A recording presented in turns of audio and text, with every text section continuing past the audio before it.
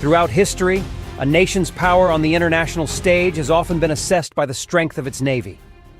During the Great Age of Exploration, European countries continuously vied for dominance over the seas, and the British Empire established its position based on the principle of controlling the oceans.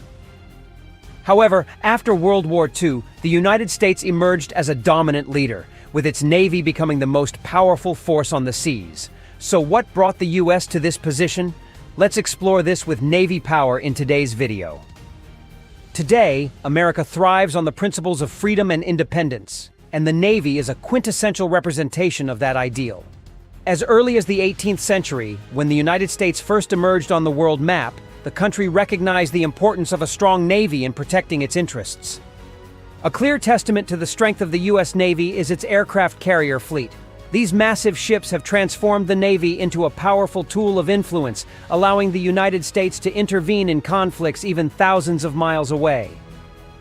Currently, the United States has 11 of the largest and most durable aircraft carriers in the world, more than the total number of aircraft carriers owned by all other countries combined. The journey began with the USS Langley CV-1 in 1922, and since then, the U.S. Navy has continuously improved its fleet with larger and more modern ships. Currently, the U.S. Navy operates two main classes of aircraft carriers, the Nimitz and the Gerald R. Ford. The Nimitz class was first launched in the Mediterranean in 1976, and all 10 of these ships continue to protect democratic values around the world day and night. In particular, the Gerald R. Ford CVN-78, the first ship of its new class, is designed to gradually replace the Nimitz class as they are retired. Although its exterior is similar to that of the Nimitz, the technology inside the Gerald R. Ford has been significantly upgraded. What do you think about the strength of the U.S. Navy compared to other naval forces around the world? Has anyone here ever had the opportunity to tour an aircraft carrier? Please share your thoughts and feelings on this topic.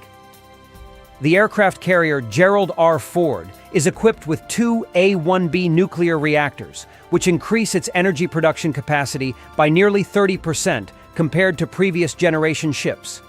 As a result, the carrier operates more efficiently and provides ample power for modern weapon systems. One notable feature is the Electromagnetic Aircraft Launch System, EMALS, which allows for smoother and more energy-efficient aircraft launches compared to traditional steam catapults, while also reducing the risk of damage to the ship. The Gerald R. Ford is not only a significant advancement in energy technology, but also a masterpiece of maritime engineering design. With a length of 1,092 feet, a maximum beam of 256 feet, and a full load displacement of up to 100,000 tons, it is the largest aircraft carrier ever built by the U.S. Navy.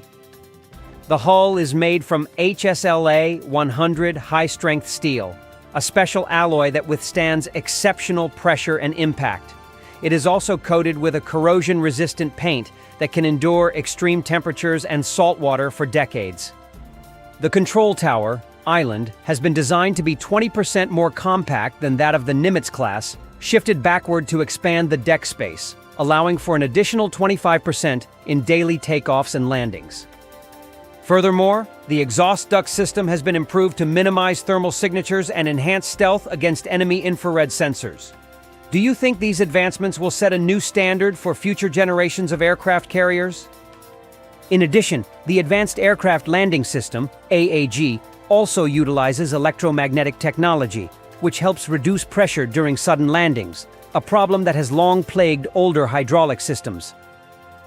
Another notable feature of the Gerald R. Ford is the dual-band radar, DBR system, which integrates the SPY-3 and SPY-4 radars, providing target detection capabilities that far exceed those of older systems. This radar can simultaneously scan two frequency bands, allowing it to track over 200 targets at distances of up to 300 nautical miles, approximately 345 miles, including fighter jets, cruise missiles, and hypersonic ballistic missiles, an increasingly significant threat in modern warfare. In particular, the DBR minimizes electronic interference and operates effectively in adverse weather conditions, ensuring that the ship maintains its tactical advantage. Additionally, This system supports the coordination of complex airstrikes, enabling the carrier's aircrew to respond quickly to unexpected threats. Not only does the Ford aircraft carrier transport aircraft, but it also features 11 advanced weapon elevators that can move munitions at a speed of 150 feet per minute and can handle a load of up to 24,000 pounds. As a result, the time required to load ammunition for aircraft has decreased from several hours to just 10 minutes, enhancing the readiness of the U.S. Navy and Air Force. How do you think this technology impacts U.S. military strength, and do you believe adversaries can catch up? The Gerald R. Ford is also equipped with an integrated power system, IPS, a breakthrough in power distribution. This system uses gas turbine generators combined with A1B reactors to produce a total of 600 megawatts of electricity, 3 times that of the Nimitz class. Electric power is flexibly distributed through a digital control network, prioritizing critical systems such as emails, AAG, radar, or directed energy weapons in emergency situations. This allows the ship to operate continuously during long-term missions without needing nuclear refueling for 20 to 25 years. This self-sustaining capability not only saves on logistical costs, but also enables Ford to deploy in remote areas without relying on supply ships. Moreover, the U.S. Navy views the Ford-class ships not just as weapons, but also as platforms for future technologies. They are experimenting with ideas like electric armor and combat lasers technologies that have shown promising results in recent years. Under the surface, the Navy also possesses a trump card in America's nuclear triad: nuclear submarines. In terms of deployment capability, the Gerald R. Ford is designed to achieve a maximum speed of over 30 knots, thanks to its nuclear propulsion system combined with 3 20-foot diameter propellers, generating unprecedented thrust. The ship can travel from the U.S. coast to any hotspot in the world within 5 to 7 days, carrying its entire fleet of aircraft and weapons without needing support from land. Furthermore, the Ford is equipped with a fuel storage capacity of up to 3.5 million gallons, sufficient to sustain continuous airstrike operations for several weeks. This level of independence transforms the Ford into a true mobile fortress, ready to change the tide of battle with just a few hours' notice. Currently, the U.S. submarine fleet consists of 53 multi-purpose attack submarines, SSN, 14 strategic ballistic missile submarines, SSBN, and 4 guided missile submarines, SSGN. In your opinion, what makes each class of submarines important in naval strategy? Please share your thoughts. We are living in an era where naval power determines who dominates on the international stage. Let's explore the most powerful fighting machines of the U.S. Navy, particularly the multi-purpose nuclear submarines like the Los Angeles-class, Seawolf, and Virginia. Equipped with Mk-48 torpedoes and Tomahawk missiles, these submarines can accurately strike both land and underwater targets. Notably, with the latest Block V version, the Virginia-class submarines can now carry up to 40 Tomahawk missiles simultaneously. Imagine the terrifying pressure when these missiles launch. They carry overwhelming power, ready to confront any threat. In emergency situations, Ohio-class submarines become an irreplaceable trump card. With 14 vessels, they carry about half of the United States' active strategic nuclear warheads. The Ohio class is a marvel of engineering, measuring over 560 feet in length and displacing up to 20,000 tons. Initially, each submarine was designed to carry 24 Trident missiles, but following the START II treaty in 1993, the number was reduced to 20 to comply with nuclear arms control limits. Even more astonishing, 4 out of the original 18 Ohio-class submarines were converted from ballistic missile submarines, SSBN, to guided missile submarines, SSGN. The conversion process lasted from 2002 to 2007, with a cost of approximately $1 billion per ship, enhancing the capability to deploy up to 66 SEAL team members along with mini-submersibles such as the SEAL Delivery Vehicle, SDV. This transforms Ohio from a nuclear deterrent weapon into a multi-mission platform capable of both strategic strikes and supporting covert operations. Each Ohio-class submarine can carry 20 Trident II D5 ballistic missiles. Although they do not have a fixed target when launched, they can quickly lock onto targets while on patrol thanks to a secure communication system, which includes very low-frequency signals from the U.S. Strategic Command in Nebraska. With 22 launch tubes capable of firing up to 154 cruise missiles, Ohio is always ready to strike when necessary. Recall the Odyssey Dawn operation in 2011 when the USS Florida, SSGN 728, and its British and French allies enforced a no-fly zone over Libya. The ship has launched 93 Tomahawk missiles, destroying Gaddafi's air defense system and contributing to the overthrow of his defense network. Looking ahead, the new generation SSNX attack submarine program is being developed to replace the Virginia and Seawolf classes. This project focuses on stealth capabilities, advanced sensor systems, and powerful firepower, enabling the submarine to operate flexibly across a range of missions, from intelligence gathering and special operations to anti-submarine warfare. An SSNX is expected to cost between $5.6 billion and $7.2 billion, significantly cheaper than the Ford-class aircraft carrier, which is priced at nearly $13 billion. The construction of these ships is anticipated to begin in the 2040s. The SSNX is designed to counter increasingly complex threats from Russia and China, particularly the Yasin-class and Type 095 submarines, which possess formidable speed and stealth capabilities. One of the biggest improvements of the SSNX is the water jet propulsion system, which replaces traditional propellers to minimize noise and increase the maximum speed to over 35 knots. In addition, SSNX will integrate artificial intelligence, AI, into its sensor and weapon control systems, allowing for faster sonar data analysis and more precise attack decisions in increasingly harsh underwater combat environments. Submarines are a cornerstone of the U.S. Navy, but the surface fleet is equally important, with destroyers and cruisers leading the way. A prime example is the Arleigh Burke-class destroyer, equipped with the Aegis combat system, which enables the targeting of incoming threats with anti-aircraft missiles. The SPY-1D multifunction radar enables ships to detect and track multiple targets simultaneously.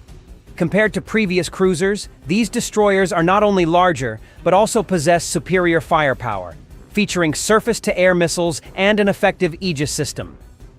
So, what makes the U.S. Navy stand out so much? With significant investments in technology and modern weaponry, do you believe they will continue to lead in the global military arena? Please share your thoughts. We look forward to hearing from you.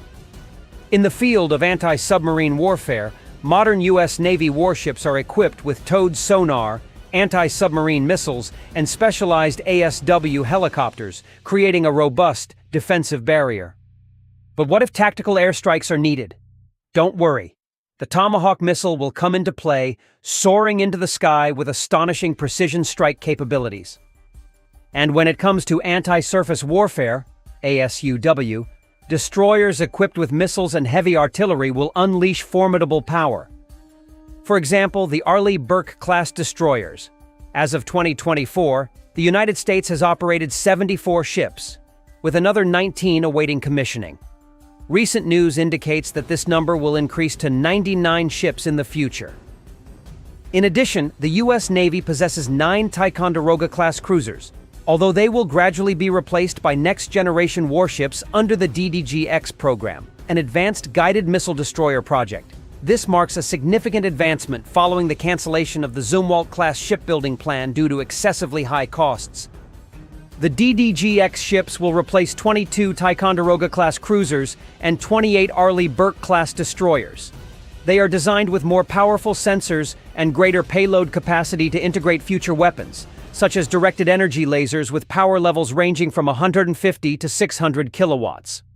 Clearly, the technological superiority and strategic vision are helping the U.S. Navy maintain its leading position over competitors. The DDG-X is not just an upgrade, it is the U.S. Navy's response to the challenges posed by the modern fleets of Russia and China. With an expected length of about 525 to 560 feet and a displacement of up to 12,000 tons, the DDG-X will utilize an integrated power system, IPS, providing surplus electricity for advanced weapons such as the Helios laser or electromagnetic railgun. a project that was previously tested on the Zumwalt but has not yet been completed.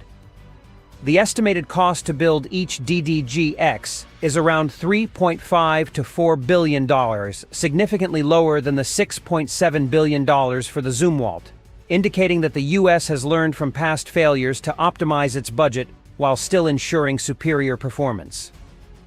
Not only is the U.S. investing in traditional warships, but it is also heavily focused on modernizing its fleet with groundbreaking technologies. This enhances combat capabilities and improves survivability against increasingly unpredictable threats. A notable example is the Ghost Fleet Overlord project, which is developing automated ships and unmanned systems. The goal is to create warships that can carry out missions independently without direct human control. Will these cutting-edge technologies completely reshape naval warfare? Are you ready to embrace the shocks that the U.S. Navy is about to unleash in the future? Share your thoughts in the comments below. We're eager to hear your opinions. It's time for us to explore a breakthrough in integrating combat systems onto large unmanned vessels. Although these ghost ships currently require 6 crew members on board, they are ready to switch to manual control if the automated system encounters any issues. This not only ensures absolute safety, but also demonstrates the technological superiority of the U.S. military. Another highlight in the modernization process is the rapid deployment of laser weapon systems. In 2020, the U.S. Navy conducted its first laser test on the USS Portland LPD-27 destroyer, aimed at destroying drones and missiles. By February 2025, the USS Pebble DDG-88 successfully conducted a high-energy laser test as part of the Helios project, with a power output exceeding 300 kilowatts, aimed at equipping the fleet with advanced weaponry. However, experts believe that to counter the most dangerous missiles from adversaries, the U.S. Navy should increase laser power to between 500 kilowatts and 1 megawatt. No matter how advanced technology may be, it is meaningless if the forces are not present around the world. That is why the U.S. Navy maintains its global leadership position through a vast network of military bases and flexible logistical capabilities. What do you think about the combat capabilities and presence of the U.S. Navy around the world? Please share your thoughts. Moreover, the U.S. Navy's logistics system boasts a formidable fleet of amphibious assault ships, including LHDs, LHAs, and LSDs, capable of transporting troops and equipment to any hotspot, even the most remote locations on Earth. However, no matter how powerful and sophisticated the U.S. fleet may be, there remains a potential threat that could undermine that strength. Not China or Russia, but budget cuts. If this situation continues, we may witness a bleak future where technological innovation and naval development are stifled. Do you think the budget should be prioritized for defense and military strength? Please share your thoughts. To maintain its position, the fleet needs continuous investment to introduce new technologies that ensure safety and stability for many decades to come. Do you believe this will lay the foundation for global peace? If you enjoyed this content, don't forget to give it a thumbs up, subscribe to the Navy Power channel, and turn on notifications so you won't miss any exciting posts in the future. Thank you for watching, and see you next time.